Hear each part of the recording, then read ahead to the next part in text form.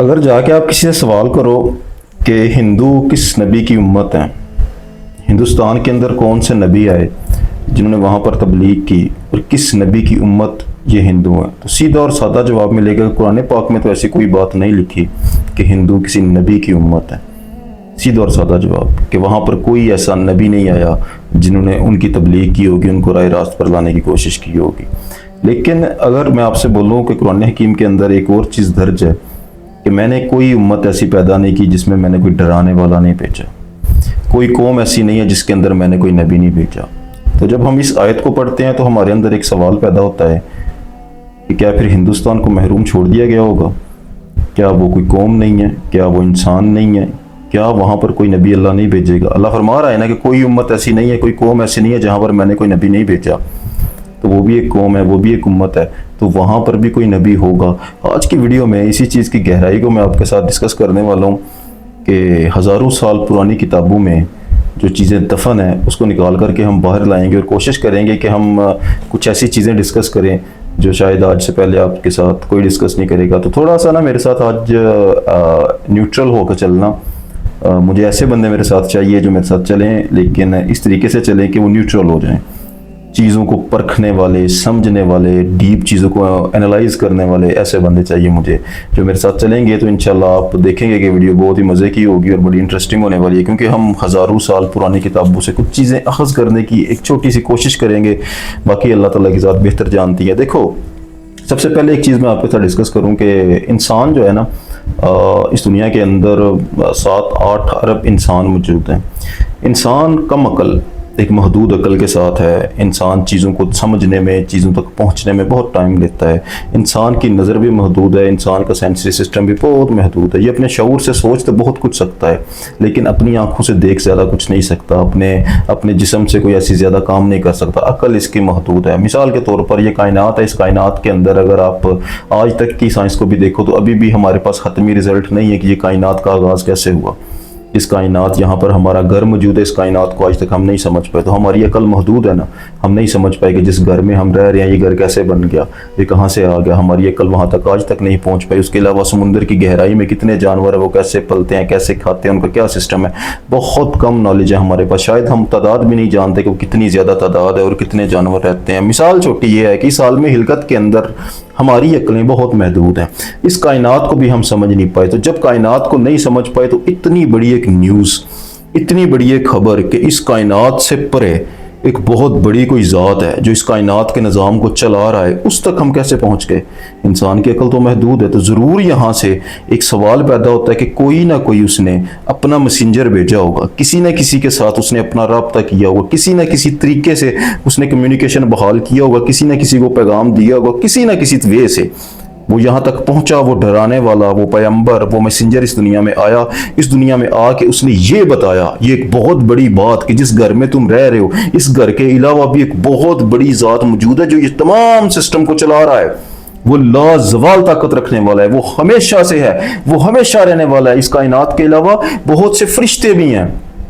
انسان تو آپ دیکھ رہے ہو نا، فرشتے بھی ایگزسٹ کرتے ہیں جن کے ہزاروں کے حساب سے پر ہیں، جن کے جسے اتنے بڑے ہیں کہ وہ زمین سے آسمان تک ان کے قد ہیں، جن کی رفتار کا اندازہ، جن کی طاقت کا اندازہ تم نہیں لگا سکتے، ایک پر سے وہ پوری روئے زمین کو پلٹ سکتے ہیں۔ یہ ساری چیزیں اللہ کے ہاں موجود ہے۔ تو وہ پروردگار، وہ الٹیمیٹ ٹروتھ، وہ بہت بڑی طاقت بھی ایگزسٹ کرتی ہے جہاں تک تمہاری عقل رسائی نہیں رکھتی، وہ بھی ہے۔ تو کوئی نہ کوئی میسنجر اس دنیا میں آیا جس نے آ کر یہ پیغام ڈلیور کیا، یہ پیغام پہنچایا۔ تو اس لحاظ سے ہمارا یہ ماننا ہے، اس لحاظ سے ہم یہ کہہ سکتے ہیں کہ وہ، اگر ہم سچے ہیں، مسلمان ہیں نا، تو وہ کوئی نہ کوئی نبی ہوگا جس نے یہ خبر دی کہ اللہ ایک ہے، اس کائنات سے پرے کوئی الٹیمیٹ پاور بھی ایگزسٹ کرتی ہے، وہ ہے۔ اس کے ہونے کا پتہ صرف اس کو ہوگا جس کے پاس کوئی نہ کوئی میسنجر آیا۔ مثال دیکھو، یہودی ہیں، ٹھیک ہے، یہودی کیا مانتے ہیں کہ اللہ ایک ہے، ہاں بالکل، وہ مانتے ہیں کہ اللہ ایک ہے، وہ لازوال ہے۔ جس رب کو ہم مانتے ہیں وہ بھی اسی رب کو مانتے ہیں۔ لڑائیاں، جھگڑے، یہ ساری نیچے کی ہیں۔ وہ پیغمبر اسلام پر، سرکار دو عالم پر بلیو نہیں کرتے، لیکن وہ اللہ کے ایک ہونے کو مانتے۔ کس نے بتایا؟ یہ بڑی نیوز کس نے ان کو دی؟ حضرت موسیٰ علیہ السلام کے تھرو۔ کون آیا؟ ایک میسنجر، یعنی ایک نبی آیا۔ تو نبی کی امت تھے وہ یہودی، ایک نبی کی امت ہوئی۔ عیسائیوں کو کس نے بتایا؟ حضرت عیسیٰ علیہ السلام نے۔ عیسائی مانتے ہیں نا کہ اللہ ایک ہے، वो अल्लाह पे मानते हैं, नीचे आके हमारे जो है ना वो फ़र्क हैं, क्योंकि आखिरी नबी पाक सल्लल्लाहु अलैहि वसल्लम पर उनका ईमान नहीं। तो हज़रत ईसा अलैहिस्सलाम के बारे में ये, या ईसाइयों के बारे में कि वो भी एक अल्लाह को तस्लीम करते हैं, तो ये खबर, एक इतनी बड़ी न्यूज़ किसने दी? एक मैसेंजर ने, अल्लाह के नबी ने। मुसलमान एक अल्लाह पे मानते हैं ना, बिल्कुल मानते हैं। क़यामत पे मानते हैं, बिल्कुल मानते हैं। फरिश्तों पे मानते हैं, बिल्कुल मानते हैं। किसने बताया? एक मैसेंजर ने, आकाए दो जहां नबी पाक सल्लल्लाहु अलैहि वसल्लम ने। तो कोई ना कोई मैसेंजर होगा, तभी कोई कौम या कोई उम्मत इस बात को तस्लीम करेगी कि अल्लाह एक है, वो एग्जिस्ट करता है, इस कायनात से परे भी कोई ज़ात है, फरिश्ते हैं, वो इस बात को मानेगा। हिंदू क्या मानते हैं? हिंदू भी एक खुदा को मानते हैं, बिल्कुल मानते हैं। क्या कहते हैं वो? ब्राह्मण। क्या कहते हैं वो? परमात्मा। क्या कहते हैं वो? ईश्वर। एक खुदा का पैगाम वहां भी पहुंचा। किसने दिया? कौन था वो? यहूदियों को देने वाले हज़रत मूसा अलैहिस्सलाम, ईसाइयों को देने वाले हज़रत ईसा अलैहिस्सलाम, मुसलमानों को देने वाले नबी पाक सल्लल्लाहु अलैहि वसल्लम। हिंदुओं को देने वाले कौन थे? Question mark. इसी क्वेश्चन मार्क को आज की वीडियो में हम समझने की कोशिश करेंगे। इसके लिए हम गहराई में जाते हैं, जरा हिंदुओं की किताबों के अंदर डूबते हैं, डुबकी लगाते हैं कि हमें वहां से क्या चीज़ें मिलती हैं। तो उनकी सबसे पुरानी इल्हामी और स्पिरिचुअल जो बुक है उसे कहते हैं वेद। वेद एक संस्कृत का लफ्ज़ है, इसका मतलब है इल्म और मार्फत। ये कब लिखे गए? उनसे पूछा जाए ना, उनकी तारीख को टटोला जाए, तो वो कहते हैं कि हमारे जो इब्तदाई वेद थे, इसकी तारीख एग्जैक्ट हम नहीं बता सकते। मतलब ये पहले सीनों में महफूज थे, हमारे ऋषि के सीनों में। ऋषि क्या है? एक मैसेंजर। हमारा जो ऋषि था, उन ऋषियों के सीने में और दिमागों में ये चीज़ महफूज थी। ये किसी पेन या कलम से लिखे नहीं गए थे, ये काफ़ी अर्सा तक महफूज रहे। लेकिन हज़रत ईसा अलैहिस्सलाम की कब्ल मसीह तकरीबन 1500 से 2000 साल पहले हमारे वेद लिखे गए। यानी उनके जो 4 वेद हैं, ये हज़रत ईसा अलैहिस्सलाम से कबल 2000 साल, यानी आज से अगर तुम हिसाब लगाओ ना, 2000, आज 2026 चल रहा है ना, तो 2000 साल कबल हज़रत ईसा अलैहिस्सलाम से तकरीबन 4025 साल बनते हैं। यानी 4025 साल पहले उनके पास उनकी स्पिरिचुअल बुक या वेद, वो संस्कृत, वो इल्म, वो मार्फत आया। उन वेदों के अंदर क्या चीज़ लिखी हुई थी? एक मैसेज था, इस कायनात से परे कोई है ईश्वर, इस कायनात से परे कोई है परमात्मा, इस कायनात से परे कोई है ब्राह्मण। यानी एक लाजवाल ताकत का हिंदू कौम तक जो पैगाम पहुंचा, वो पहुंचा वेद के थ्रू, और वेद लिखे गए 4025 साल पहले। ये बात मैं आपसे क्यों कर रहा हूँ वेदों की? अभी यहाँ से और थोड़ी इंटरेस्टिंग चीज़ शुरू होने वाली है। वेद के अंदर एक किस्सा लिखा हुआ है, अगर आप कभी जाके उसको डीपली ऑब्जर्व करो, पढ़ो, खुद जाके बेशक पढ़ो, उसके अंदर एक किस्सा लिखा हुआ है, एक किरदार ऐसा जिसको मन्नू बोला गया है। ये मन्नू कौन है? मन्नू की स्टोरी थोड़ी सी सुनो। मन्नू एक, वो कहते हैं कि इस जद्दे अमजद है हमारा, जहाँ से हमारी नस्ल का आगाज़ हुआ, इंसानियत का आगाज़ हुआ। मन्नू एक दफ़ा दरिया के किनारे, एक समुंदर के किनारे बैठकर इबादत कर रहा था। जो भी उसका तरीक़ाकार था, वो अपनी जो है ना वो इबादत में मशगूल था। तो उसके पास एक मछली आती है, छोटी सी मछली। वो मछली आके कहती है मन्नू कि मुझे बचा लो, मैं खतरे में हूँ, बड़ी मछली मुझे खा जाएगी। मन्नू अपने छोटी सी प्याली के अंदर उस मछली को पानी में ले लेता है। लेने के बाद उसको पालना पोसना शुरू करता है। जब उसे पालना पोसना शुरू करता है तो मछली इतनी बड़ी हो जाती है कि उस प्याले के अंदर अब वो समा नहीं रही, वो बड़ी हो गई है उस प्याले से। तो मन्नू ने क्या किया कि बड़ा टब लिया या एक बड़ा जोहड़ या एक बड़ा खड्डा खोदा, उस खड्डे के अंदर पानी भर के उसके अंदर मछली को छोड़ दिया। जब उसके अंदर मछली को छोड़ा, मछली इतनी बड़ी हो गई कि उस खड्डे में समा ही नहीं रही थी। उसके बाद मन्नू ने उसको एक बड़े जो है ना और उससे ज़्यादा बड़ा जो जोहड़ था या तालाब था उसके अंदर जाके रख दिया था कि ये हंसती खेलती रहे और यहाँ पर इसको कोई खतरा ना हो। तो उस जोहड़ से भी मछली बहुत बड़ी हो गई, हत्ता कि पूरे तालाब से मछली का कद बड़ा होगा। तो मन्नू को एंड था, वो इतनी बढ़ती गई कि एंड पे जाके उसको समुंदर में छोड़ना पड़ा। जब वो इतनी बड़ी एक मछली समुंदर में छोड़ी गई तो उस मछली ने मन्नू से कलाम किया। हिंदू मत के अंदर लिखा हुआ कि ये जो मछली है ना, ये ईश्वर का वरदान है, ये इस तरह के कुछ अल्फाज हैं। वो कहते हैं कि उस किसी ना किसी तरीके से कलाम हुआ और उस मछली ने आगाह किया इसको कि इस दुनिया में एक बहुत बड़ा सैलाब आने वाला है।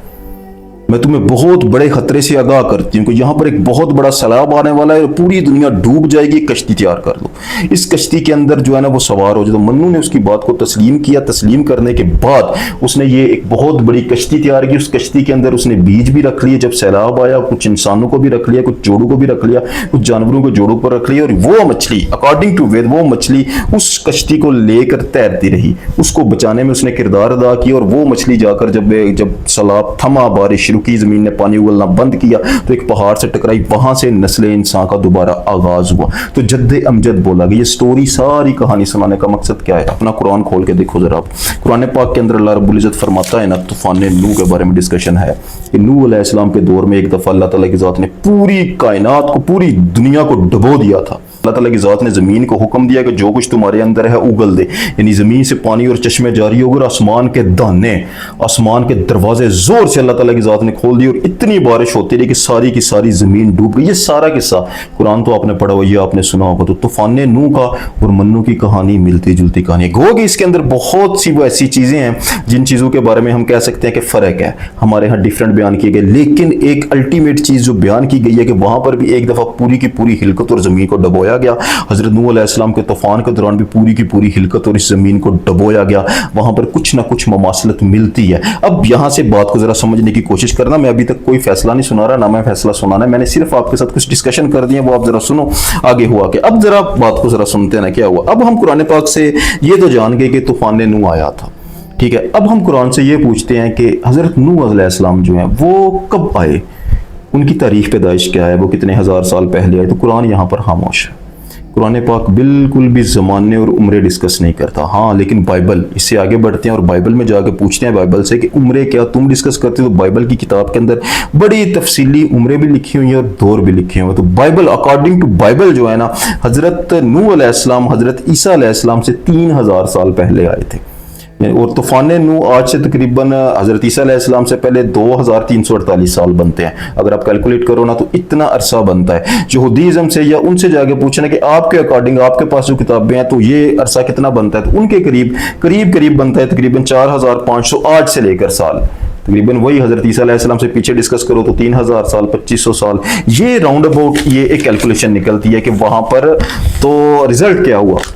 رزلٹ یہ ہوا کہ وید جو ہیں وہ لکھے گئے حضرت عیسیٰ علیہ السلام سے 2000 سال پہلے، حضرت عیسیٰ علیہ السلام سے قبل 2000 سال، تقریباً آج سے بنے 4025 سال۔ وید کی جو تاریخ ہمیں ملتی اس سے پہلے وہ کہتے ہیں کہ ہمارے رشیوں کے سینوں میں محفوظ تھے۔ اسرائیلیات کے مطابق جو ہے نا، جو حضرت نوح علیہ السلام ہے ان کی جو کیلکولیشن ہے اس کے حساب سے 4300 سال پہلے حضرت نوح علیہ السلام آئے تھے۔ تو یہاں پر آ کر ایک چیز اور سمجھ میں آ رہی ہے کہ دور تقریباً ملتا جلتا نکل رہا ہے کہ نوح علیہ السلام کے دور میں اور جو وید لکھے گئے، جو وید کی کہانی تھی اس دور میں کچھ نہ کچھ قربت مل رہی ہے۔ ادھر سے اللہ رب العزت کی ذات اقدس یہ بھی فرما رہی ہے کہ کوئی امت میں نے ایسی نہیں چھوڑی جہاں پر میں نے اپنے نبی کو نہ بھیجا ہو۔ وید کے اندر یہ چیز بھی ملتی ہے کہ وید کے اندر بھی ایک خدا کا، ایک پرماتما کا میسج موجود ہے، کہ یعنی کسی نے اس کو خبر دی ہے کہ خدا ایک ہے۔ گو کہ آج آ کے انہوں نے بہت زیادہ اپنی مورتیاں اور دیوتا بنا لی، لیکن جو ویدوں کے اندر الٹیمیٹ ٹروتھ کا ذکر ہے وہ ہے، اس کے اندر یوں مورتیوں کا اور ایسی چیزوں کا شاید ذکر نہ ہو، لیکن الٹیمیٹ ٹروتھ ایک خدا کا تصور وہاں پر موجود ہے۔ تو یہ ایک بہت بڑا میسیج ہے جو ان تک ڈیلیور ہوا۔ وید لکھے 4300 سال پہلے گئے، حضرت نوح علیہ السلام کی اکارڈنگ ٹو بائبل اور کچھ اور الہامی کتاب ہزاروں سال پہلے جو ڈسکشن تھی اس کے مطابق یہ جو دور پر وہ بھی تقریباً سملر بنتا ہے، اور طوفان نوح اور منو کی کہانی بھی سملر بنتی ہے۔ یہاں سے کچھ حد تک سمجھنے والوں کے لیے اندازہ ہے، لیکن یہ کوئی حتمی بات نہیں ہے، یہ صرف انالیسز ہیں اور ڈیپ کتابوں، ہزاروں سال پرانی کتابوں کے اندر قصے اور جو تاریخیں اور جو چیزیں لکھی ہیں اس کے انالیسز ہیں۔ آج کے لیے اتنے، جزاک اللہ خیر۔